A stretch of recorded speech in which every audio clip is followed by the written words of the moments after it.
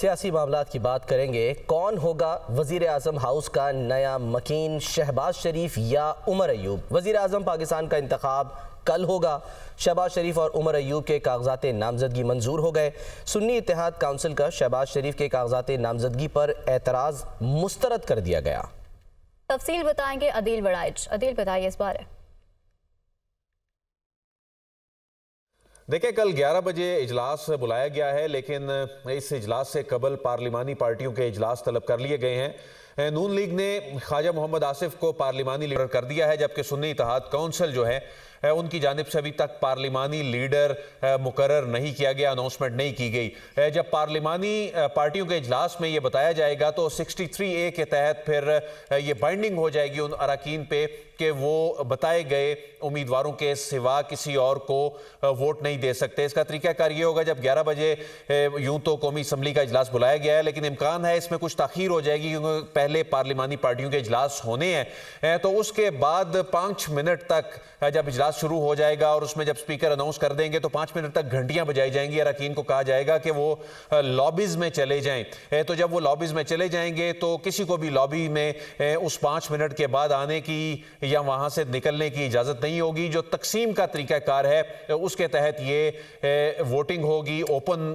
Ballot के जरिए ये वोटिंग होगी और इसमें डिफेक्शन क्लॉज का इतलाक होगा कि जो पार्लिमानी पार्टी के डिसीजन के खिलाफ अगर कोई वोट देगा, एक तो वो वोट काउंट नहीं होगा सुप्रीम कोर्ट के फैसले की रोशनी में, और उस शख्स के खिलाफ डिफेक्शन क्लॉज के तहत डिस्क्वालिफिकेशन की कार्रवाई होगी। कम से कम जो वोट चाहिए प्राइम मिनिस्टर बनने के लिए इस वक्त 169 वोट हैं। नंबर्स जो हैं वो जो हुकूमत बनाने की बेहतर पोजीशन में जो बड़ी विजिबल है PMLN नजर आती है और उनके जो इत्तेहादी हैं 200 के लगभग जो वोट हैं वो ये दावा कर रहे हैं कि उनको मिल जाएंगे। और जो नंबर्स को देखा जाए, चूंकि इसमें जो स्पीकर के इंतखाब की तरह सीक्रेट बैलेटिंग नहीं होती, तो इसमें चीजें ऑलमोस्ट जो हैं वो विजिबल हैं कि 200 के लगभग वोट लेकर जो है शो ऑफ हैंड यहाँ पर यानी कि ज़ाहिर होगा। अच्छा, यहाँ तो अदील आप कह रहे हैं कि घंटियां बजाई जाएंगी। ये बताएं कि जो सदारती इंतखाब है, क्या उसमें आसिफ अली जरदारी के लिए कोई खतरे की घंटी बजी है?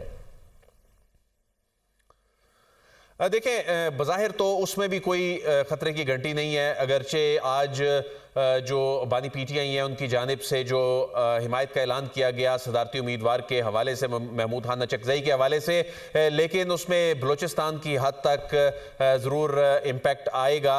लेकिन वहाँ भी नंबर्स गेम जो है वो आलमोस्ट काफ़ी हद तक क्लियर है, लेकिन वो सीक्रेट बैलेट के जरिए होगा और उसमें तरीकाकार ये होगा कि उसमें कौमी असम्बली और सैनेट के जो अरकान है उनका एक एक वोट होगा और जो बाकी सूबाई असम्बलियाँ होंगी उनमें बलूचिस्तान असम्बली का एक वोट होगा, फी रुकन फी वोट, और जो बाकी असम्बलीज जो होंगी वहां पर बलूचिस्तान असम्बली यानी जिसके 65 अरकान हैं उनसे वो तकसीम होंगी। तो यूं पंजाब के 5.7, जो सिंध का 2.58 और KP का 1.9 वोट से एक वोट पड़ेगा।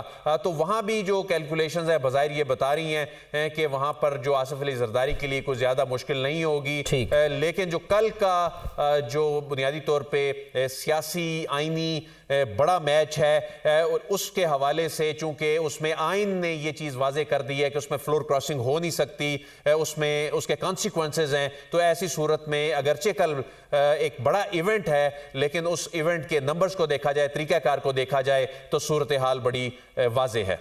ठीक है, बहुत बहुत शुक्रिया अदील वड़ाइच आपका।